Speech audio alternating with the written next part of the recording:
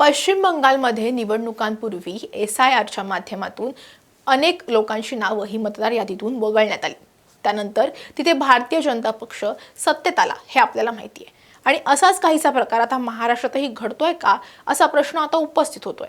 कारण राष्ट्रवादी काँग्रेस शरदचंद्र पवार गटाचे आमदार रोहित पवार यांनी सत्ताधारी भाजपवर एक अत्यंत गंभीर आणि तितकाच धक्कादायक आरोप केलाय।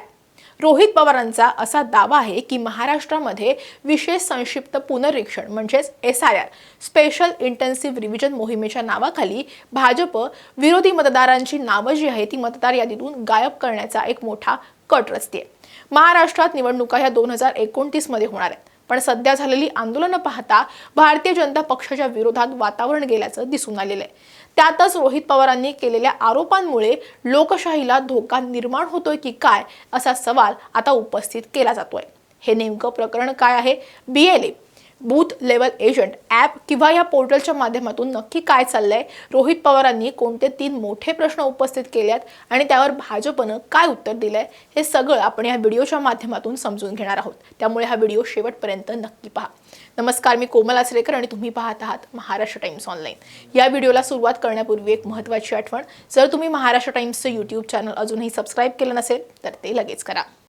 महाराष्ट्रात निवडणूक आयोगाच्या वतीनं 30 जून पासून मतदार यादीचं स्पेशल इंटेन्सिव्ह रिव्हिजन म्हणजेच विशेष संक्षिप्त पुनरीक्षण मोहीम चालवली जाते। या मोहिमेचा उद्देश काय आहे तर मतदार यादीमध्ये असलेली दुबार नावं, मृत मतदारांची नावं किंवा कायमचे स्थलांतरित झालेल्या लोकांची नावं शोधून ती काढून टाकणं, तसंच नवीन मतदारांची म्हणजे 18 वर्ष पूर्ण झालेल्या तरुण तरुणींची नवी नावं या मतदार यादीमध्ये समाविष्ट करणं। आगामी निवडणुका ह्या पारदर्शक आणि भयमुक्त वातावरणात पार पडाव्यात यासाठी मतदार याद्या या पूर्णपणे अद्ययावत करणं। मात्र या सरकारी प्रक्रियेच्या दरम्यान राजकीय पक्षांचे BLA या प्रकारे सक्रिय झाले आहेत, त्यामुळे आता हा राजकीय संघर्ष निर्माण झालाय। या मोहिमेच्या समांतर भाजपने स्वतःची एक स्वतंत्र यंत्रणा आणि ऑनलाईन पोर्टल तयार केलंय असा आरोप राष्ट्रवादी काँग्रेस शरदचंद्र पवार पक्षाचे आमदार रोहित पवार यांनी केलेला आहे। रोहित पवारांनी एक ट्विट केलं होतं आणि त्या ट्विट सोबत त्यांनी अनेक फोटो सुद्धा शेअर केले होते।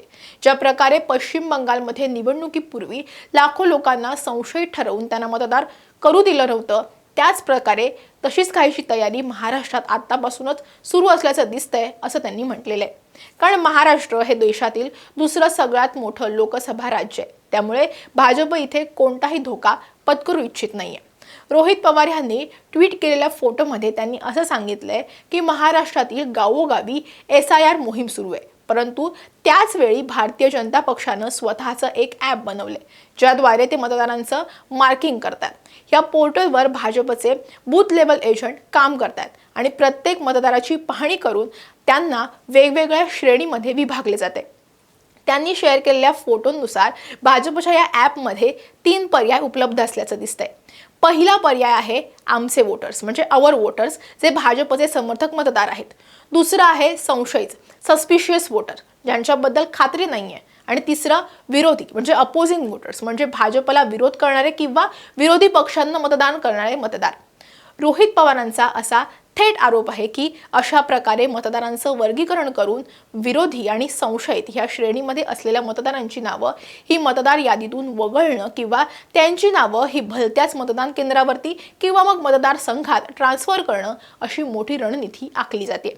रोहित पवार यांनी शेअर केलेला फोटो पाहता प्रश्न पडतो की भारतीय जनता पक्ष हे का करतंय आणि कोणाच्या सांगण्यावरून करतंय। त्यासोबतच लोकशाहीमध्ये SIRच्या या नावाखाली कोण आपले आणि कोण परक असं मार्किंग तगरी नक्की का करतायत? आपल्या आरोपांना बळकटी देताना रोहित पवार यांनी पश्चिम बंगालचं सुद्धा यावेळी उदाहरण दिलेलं आहे। पश्चिम बंगालमध्येही SIR मोहिमेदरम्यान अशाच प्रकारे विरोधी विचारसरणीच्या मतदारांची नावं ही वगळली गेल्याचं संपूर्ण देशानं पाहिलंय असा दावा त्यांनी केला। आता तोच पश्चिम बंगाल पॅटर्न महाराष्ट्रात लागू करण्याचा प्रयत्न सुरू असल्याची भीती सुद्धा त्यांनी व्यक्त केली आहे। या संपूर्ण प्रकरणावर रोहित पवार यांनी निवडणूक आयोग आणि भाजपला 3 अत्यंत महत्त्वाचे आणि थेट प्रश्न सुद्धा विचारलेले आहेत। पहिला प्रश्न, शासकीय यंत्रणा SIR मोहीम राबवत असेल तर त्याच वेळी भाजपनेही आपली समांतर यंत्रणा या कामी कशी लावली?